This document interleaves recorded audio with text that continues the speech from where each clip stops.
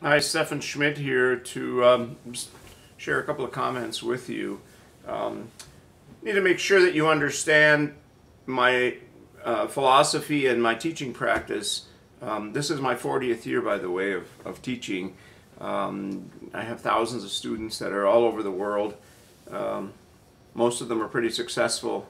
Many of them have come through coastal policy classes and have gone on to NGOs, to governmental positions. Some of them are in the private sector. Some of them are, of course, in government agencies, including, oddly enough, the National Security Agency and some others.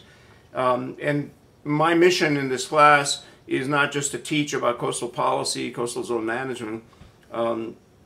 My responsibility is to teach you several things. One, how to essentially be a self-starter, use kind of turnkey operation instincts. I give you assignments. I think they're pretty well structured, and you run with them, you go with them. I have never taken any points off from a student who does more than the minimal expected, and in most cases the assignments are fair in terms of the quantity of work. I think they are not very difficult. They're not very demanding on your time. I do not accept the comment that, I'm sorry, Professor Schmidt, I can't get this done. I'm much too busy. I've got this, that, and the other thing going. If you're that busy, you should probably not be taking my class, or you should probably not be in a graduate program. I'm busy. I have 3 books that I need to finish on deadline. One of them has to be updated the minute the 2010 election is over, because it goes to press 2 days after the election results come in. It's a 700-page book. I have several grants, a couple of National Science Foundation grants that I'm working on, and I have 300 students this semester. So I'm very busy. Time management is important. I want to teach you how to do time management, so that's another thing. Most of you do that pretty well.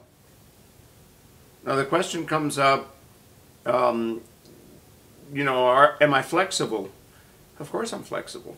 You're deployed by the Navy on a 2 or 3 week mission where you have no internet access for security reasons. I work it out with you. We get together, and you do a little work ahead of time. You do a little work when you come back, and everything is wonderful. Hypothetically, you're invited to a very interesting conference in, I don't know, Spain, where you're going to give a paper and participate in some panels. You're in my class. Am I going to work it out with you? Of course I'm going to work it out. The other thing I want to make sure you understand is when you take a distance learning class, you are actually taking a real course. With some professors, I've heard, not, in certain institutions, probably not ones that you've had, distance learning classes are sort of an afterthought. Do you understand what that means?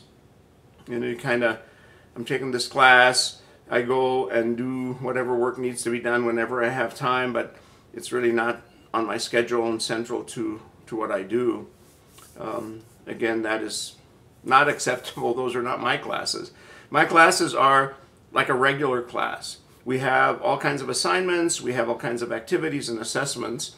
And think about this. If you were taking a face-to-face class with me where we met once a week for 3 hours, or twice a week or whatever, came into a classroom, what would I do? I'd say, how are you guys doing? Here are the assignments that for this week, and let's have a discussion about some of these topics.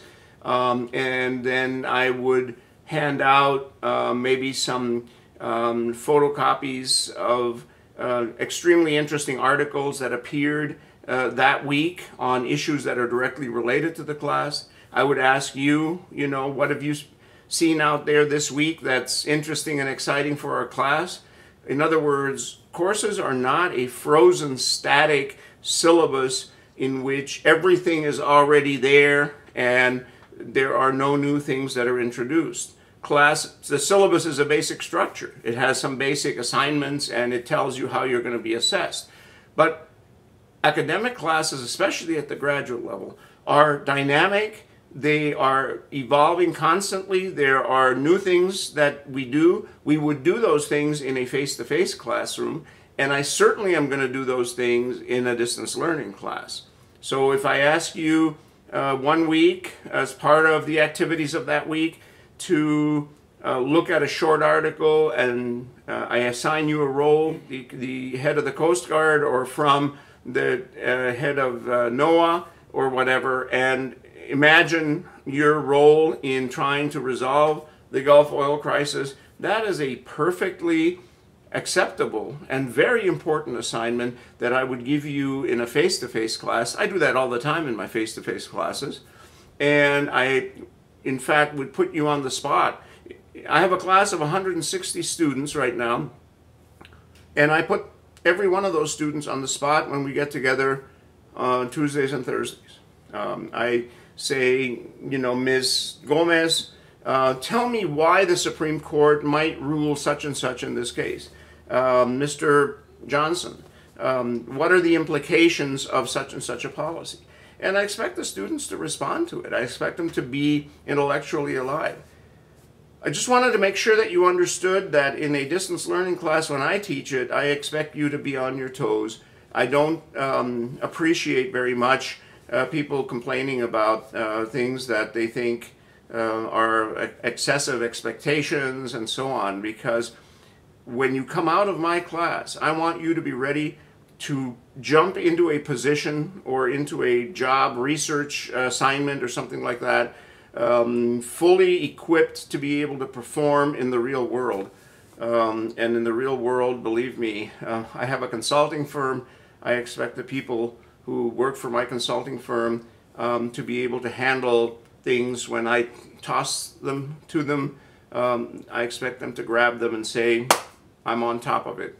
And I think that's part of a graduate experience in education, is to develop a psychological ability to deal flexibly with enthusiasm, with a great deal of excitement and can-do attitude, with challenges that are presented to you. In this case, they're intellectual challenges, because friends and students, that is essentially how work in NGOs, in nonprofits, in government agencies, in private firms, or any other career environment actually develop. Things are not written out for an entire 12 weeks, clearly with every activity for every day laid out, and when something happens that is not on the general outline of your activities in the real world, that you expect that, and you appreciate the chance to perform under those kinds of circumstances. I hope that you understand how deeply I feel that I should be preparing you for the real world careers in the field of your preference and in the job of your preference. And my class is a lot more than a class about coastal issues and coastal policy. Steffen Schmidt. See you on the internet.